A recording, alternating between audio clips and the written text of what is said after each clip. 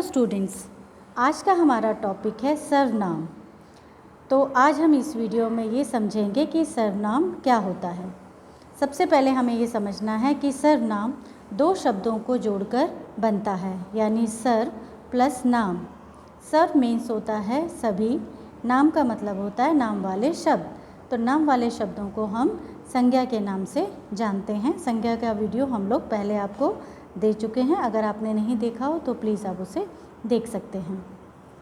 अब सर्वनाम शब्द की हम परिभाषा देख लेते हैं।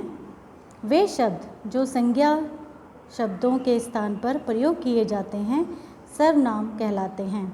इसका मतलब क्या है कि संज्ञा वाले शब्द यानी जितने भी नाम होते हैं उनको हटाकर जिन शब्दों का यूज़ हम करते हैं उनको हम सर्वनाम कहते हैं। तो सर्वनाम में यूज़ होने वाले, इस्तेमाल होने वाले शब्द कौन से होते हैं, उसके कुछ उदाहरण हम देख लेते हैं। मैं, तुम, यह, हम, उसने, कोई, कुछ, क्या, वे, आप आदि। इसके अलावा भी कई सारे वर्ड्स होते हैं जो कि हम आम बोलचाल में यूज़ करते हैं और हमें पता होता है अच्छी तरीके से, लेकिन हम ये नहीं जानते हैं कि इन सभी शब्दों को हम हिंदी ग्रामर में सर्वनाम शब्दों से जानते हैं और पहचानते हैं। अब हम सर्वनाम शब्दों को इस्तेमाल कैसे करते हैं, उसका इस्तेमाल हम लोग एक एक्सरसाइज के यानी एक उदाहरण के थ्रू जानेंगे। मान लीजिए आपका नाम पंकज है और आप अपनी माता जी से यानी मम्मी से बात कर रहे हैं। तो पंकज और उसकी मम्मी के बीच में जो बातचीत है वो हमने थोड़ी सी लिखने की कोशिश की है। अब आप मेरे साथ इसको सुनेंगे और देखेंगे कि क्या सुनने में ये अच्छा लग रहा है और समझ में आता है या नहीं आता है। तब हम समझ पाएंगे कि संज्ञा शब्दों को हटाकर सर्वनाम शब्दों को इस्तेमाल हम क्यों करते हैं। तो चलिए स्टार्ट करते हैं। यानी आप पंकज हैं, आप मम्मी से बोल रहे हैं, मम्मी पंकज का दोस्त घर पर आने वाला है, पंकज दोस्त के साथ खेलने जाएगा। मम्मी पंकज को देर हो रही है, जल्दी से पंकज को नाश्ता दे दो। पंकज के दोस्त पंकज का इंतज़ार कर रहे हैं। तो आपने देखा पंकज अपनी मम्मी से जब बातचीत करेगा, यानी आप अपनी मम्मी से जब बातचीत करेंगे तो क्या अपना नाम आप बार बार बोलेंगे, दोहराएंगे। तो इससे आपको क्या पता चल रहा है, ना तो मुझे पढ़ने में समझ में आ रहा है और ना आपको सुनने में समझ में आ रहा होगा कि पंकज कौन है। जबकि पंकज तो आप हैं, तो आप अपने लिए बार बार अपने नाम का इस्तेमाल नहीं करेंगे।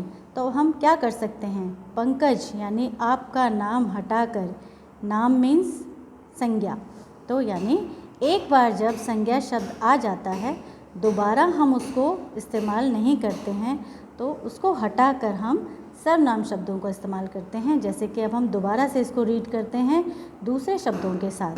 मम्मी पंकज का दोस्त घर पर आने वाला है, यानी मेरा दोस्त पंकज कौन है, मैं। तो मैं अपने आप के लिए क्या बोलूँगी या क्या बोलेंगे आप, मेरा, क्योंकि पंकज आप हैं। तो मेरा दोस्त घर पर आने वाला है।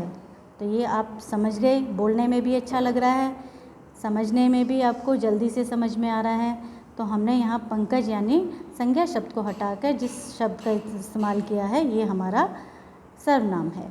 अब पंकज दोस्त के साथ खेलने जाएगा, पंकज कौन है, आप।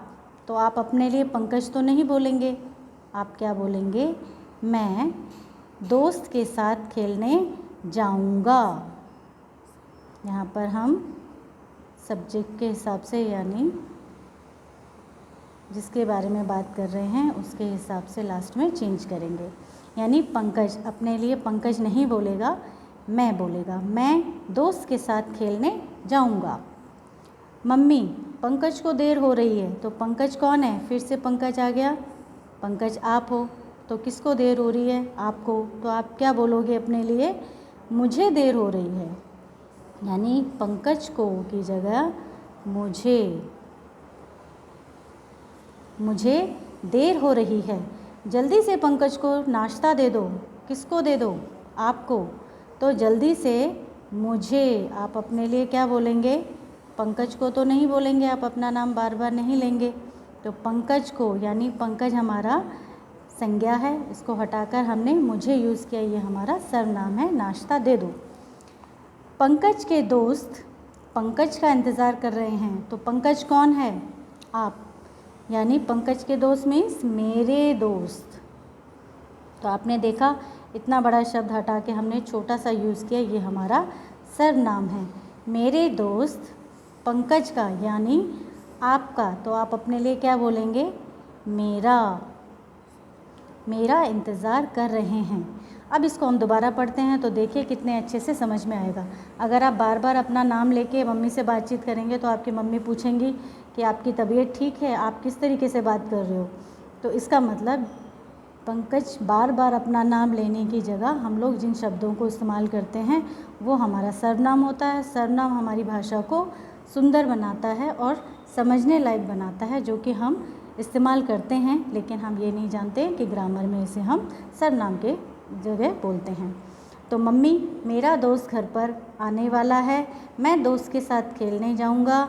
मम्मी, मुझे देर हो रही है, जल्दी से मुझे नाश्ता दे दो, मेरे दोस्त मेरा इंतज़ार कर रहे हैं। तो हम इसी तरीके से बोलते हैं। तो आपने देखा कि संज्ञा शब्द को हटाकर हमने जब सर्वनाम शब्दों का इस्तेमाल किया तो हमारी भाषा और अच्छी हो गई और समझने लायक हो गई। इसी तरीके से हम एक और एग्जाम्पल देख लेते हैं। गाय, जैसे हम बोलते हैं गाय एक पालतू पशु है। अगर हम दोबारा से गाय बोलते हैं, एक बार गाय आ गया तो दोबारा हम उसको दोहराएंगे नहीं। तो गाय के 2 सींग, 4 पैर और 1 पूँछ होती है। तो गाय ना लिख के हम क्या लिख सकते हैं? इसके 2 सींग, 4 पैर और 1 पूँछ होती है। फिर हम गाय दूध देती है, गाय ना लिख के हम क्या बोलेंगे? यह दूध देती है। और गाय का दूध बहुत मीठा होता है। तो किसका? गाय का। तो